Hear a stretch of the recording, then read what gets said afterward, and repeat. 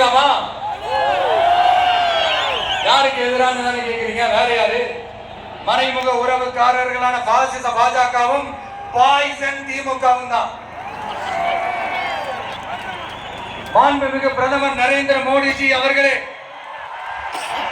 மூணாவது முறையா ஒன்றியத்தோட ஆட்சி அதிகாரத்தை நீங்க தானே கேள்வி வச்சிருக்கிறீங்க. இல்ல நாங்க தெரியாம தான் கேட்கிறோம். நீங்க ஆட்சிக்கு வந்தது ஒட்டுமொத்த மக்களுக்கும் நல்லது செய்யவா, இல்ல நம்மளுடைய இந்த இஸ்லாமிய நண்பர்களுக்கும் இஸ்லாமிய தோழர்களுக்கும் எதிராக சதி செய்யவா? மக்களுக்கு உங்ககிட்ட கேட்கறதுக்கு ஏராளமான கேள்விகள் இருக்குது. அதனால அவங்க சார்பா அவங்கள ஒருத்தனா அவங்களோட ஒரு உண்மையான ஒரு பிரதிநிதியா உங்ககிட்ட சில கேள்விகள் கேட்கணும். மிஸ்டர் பிரைம் மினிஸ்டர் அவர்களே,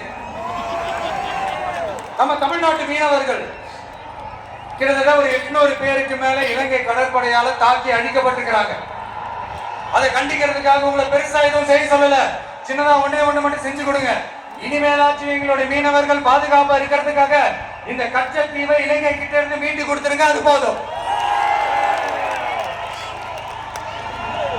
உங்களுடைய இந்த முரட்டு பிடிவாதத்தால நீங்க நடத்துற இந்த நீட்டு தேர்வு, அதனால இங்க என்னென்ன நடக்குதுன்னு சொல்றதுக்கே மனசு வலிக்குது. அதனால அந்த நீட்டு தேர்வு தேவையில்லைன்னு அறிவிச்சிருங்க, அது போதும்.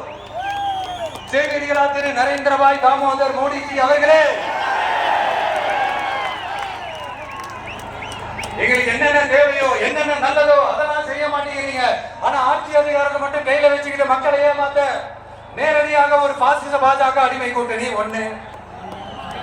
அடுத்து உங்களுடைய இந்த மைனாரிட்டி ஆட்சியை ஓட்டுறதுக்காக மறைமுகமாக RSS அடிமை குடும்பம்னு இன்னொரு கூட்டணி. இப்படி மக்கள் சக்தியே இல்லாத இந்த ஊழல் கட்சிகளை மிரட்டி அடிப்படைய வச்சு 2029 வரைக்கும் சொகுசு பயணம் போயிடலாம்னு திட்டம் தீட்டி வச்சிருக்கிறீங்க. அதானே ஜி? என்ன ஜி? ஒண்ணு மட்டும் சொல்றேன், தெரிஞ்சுக்கங்க. என்னதான் நீங்க இந்த நேரடி மறைமுக கூட்டணி குட்டிகரணம் போட்டாலும் தாமரை இலையில தண்ணியே ஒட்டாது. தமிழக மக்கள் மட்டும் எப்படி ஒட்டுவாங்க?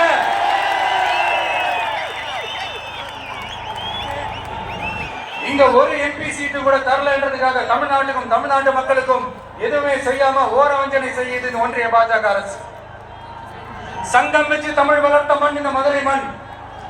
அதனால இங்க அந்த கீழடியில கிடைச்ச ஆதாரங்களை எல்லாம் மறைச்சிட்டு எங்க நாகரிகத்தையும் எங்க வரலாறையும் அழிக்கிறதுக்காக உள்ளடி வேலை செய்யலாம்னு நினைக்கிறீங்க. தமிழ்நாட்டை தொட்ட என்ன நடக்கும் நீங்க பல உதாரணங்கள் இருக்குது.